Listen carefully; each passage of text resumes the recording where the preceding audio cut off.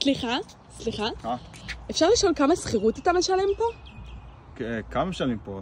בין 4 ל-6 אלף כזה. אוקיי.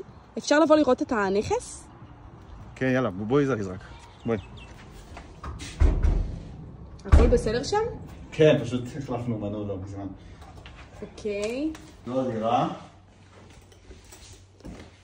וואו, איזה דירה מהממת. תראי, גם שרתי את הארנק. אוקיי. תגיד, איפה המקלחת? איזה שאלה, זה צריך... פה, כאן. פה? כן, כן. איזה התרגשות. זה החדר שינה. סתם עבדתי עלייך, זה שם, דלת שנייה. מה זה? גנבים!